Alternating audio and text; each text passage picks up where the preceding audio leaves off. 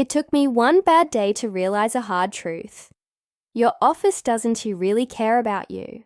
A colleague had been with the company for 7 years.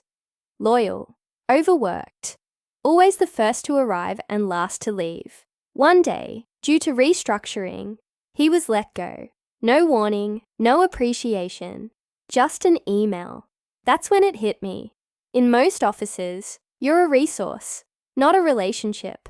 When you work late, miss family time, skip breaks, you think it's loyalty, but to them, it's expected behavior. You think your performance speaks for itself, but they reward visibility, not value. You're told to think like an owner, but you're treated like a cog. It's not personal, it's just business. And unless you build boundaries, skills, and a backup plan, the system will burn you out and replace you quietly. The real lesson: care about your career as much as they care about their bottom line. Build leverage, not just loyalty. Because in the end, you're responsible for your growth, not your office.